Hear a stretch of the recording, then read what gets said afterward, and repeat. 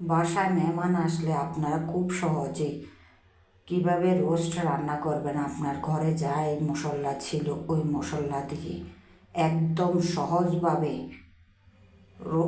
Chicken roast রান্না করার video নিয়ে হাজির হলাম। আসসালামু আলাইকুম। আপনারা কেমন আছেন? আলহামদুলিল্লাহ আমি ভালো আছি। আল্লাহর নামে শুরু করলাম। এখন আমি চুলার উপর একটা পাইপেন বসিয়ে তেল দিয়ে দিলাম। তেলগুলো গরম হয়ে আসছে। আমার চিকেনগুলো আগে থেকে আমি একটু লবণ মরিচ হলুদ দিয়ে মেখে রেখেছিলাম, ওইগুলো আমি এবার তেলটা গরম হয়ে আসছে, চিকেনগুলো ভেজে নিলাম। এই যে আমার হালকা একটু ভেজে নিয়েছি, ভারী ভাজি করি নাই। এখন আমি কিছু পেঁয়াজ দিয়ে দিলাম। পেঁয়াজটাকে একটু হালকা ভেজে নিব। হালকা ভাজা হওয়ার পর আমি এখানে দিয়ে দিলাম দারচিনি এলাচি দেওয়ার পর এবার দিয়ে দিলাম বাটা মশলাগুলো। 1 চা চামচ দিয়ে দিলাম আদা বাটা, 1 চা চামচ দিয়ে দিলাম রসুন বাটা, দিয়ে এগুলাকে একটু নেড়ে দিলাম আর একটু লবণ দিয়ে দিলাম। যেহেতু বাটা মশলা পড়েছে এই জন্য তেল ছিটছে, এখন আমি লবণটা দিয়ে দিলাম। এবার এখানে দিয়ে দিলাম 2টা পেঁয়াজ আর কিছু কাজু বাদাম আর কাঠবাদাম একসাথে ব্লেন্ড করে নিয়েছি। নেওয়ার পর এগুলোকে আমি এখন 2 টেবিল চামচের মতো দিয়ে দিলাম। দেওয়ার পর একটু নাড়াচাড়া করে এবার পানি দিয়ে দিলাম। পানিটা দেওয়ার পর এখন একটু হালকা অল্প একটু আধা চামচ থেকে কম লাল মরিচের গুঁড়ো দিয়ে দিলাম আর ধনিয়ার গুঁড়ো দিয়ে দিলাম, দিয়ে এবার জিরার গুঁড়ো দিয়ে দিলাম, দিয়ে একটু নাড়াচাড়া করে দিচ্ছি। এবার দিয়ে দিলাম গরম মশলার গুঁড়াটা দিয়ে গরম মশলার গুঁড়াটা দিয়ে এবার নেড়ে দিচ্ছি।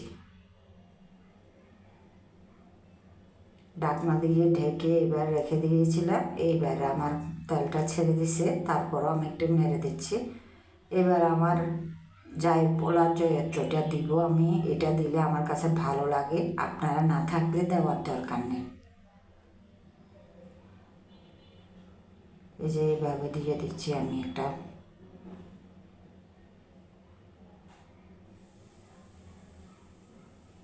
বেশি দিনে সামান্য দিয়েছি। এবার দিয়ে একটু নেড়ে চেড়ে এবার দিয়ে দিচ্ছি আমার ভাজা করা চিকেনগুলো।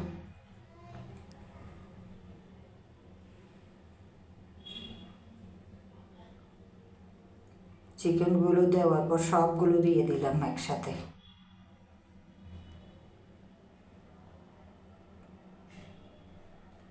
এবার আমি পানি দিয়ে দিচ্ছি সিদ্ধ হওয়ার জন্য। একটু দিয়ে একটু নেড়ে চেড়ে দিব।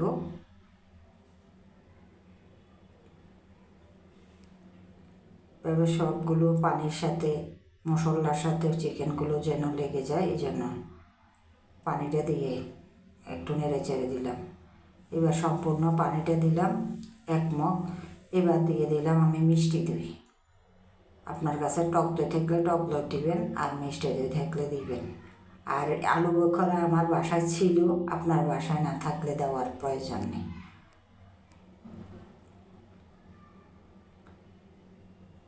দিয়ে আবার নেড়ে দিলাম, নেড়ে দিয়ে ঢাকনাটা ঢেকে দিলাম। ঢাকনাটা এবার উল্টিয়ে আবার একটু নেড়ে দিব। কিছু কাঁচামরিচ দিয়ে দিচ্ছি একটু হালকা ঝাল হওয়ার জন্য।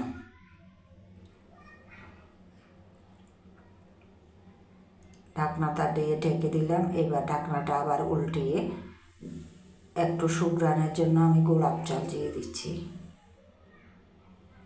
আর একটু ঘি দিয়ে দিলাম। 2 টেবিল চামচের মতো ঘি দিয়ে দিলাম। ঘিটা দিয়ে এবার নেড়ে দিলাম। নেড়ে দিয়ে ঢাকনাটা ঢেকে দিলাম। এবার ঢাকনাটা উঠিয়ে দেখি আমার কী অবস্থা। দেখেন আমি এরকমই ঝোল ঝোল রাখবো, ঝোলটা আরও একটু ঘন হয়ে যাবে যখন ঠান্ডা হবে। এবার আমি কিছু পেঁয়াজ বেরেস্তা করে নিয়েছিলাম, ওর উপরে আমি দিয়ে দিচ্ছি দুধের মিল্ক পাউডারটা দিয়ে ভালো করে মিক্স করে এবার আমি পেঁয়াজ বেরেস্তাটা সম্পূর্ণ দিয়ে দিলাম।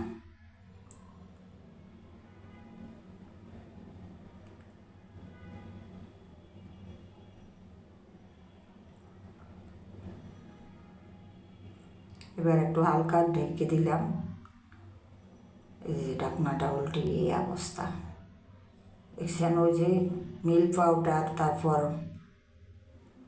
পেঁয়াজ বেরেস্তাটা দেওয়ার কারণে কালারটা চলে আসছে। এত মজা হয়েছিল অল্প একদম উপকরণ দিয়ে, এত সুস্বাদু চিকেন রোস্ট সহজেই রান্না করে ফেলতে পারবেন, খুব সহজেই রান্না করে ফেলেছি। ভারী কোনো মশলা দিয়ে নেই, তারপরে এত মজা হয়েছিল। এই যে ঠান্ডা হওয়ার পর আমার এই কালারটা কি সুন্দর এসেছে।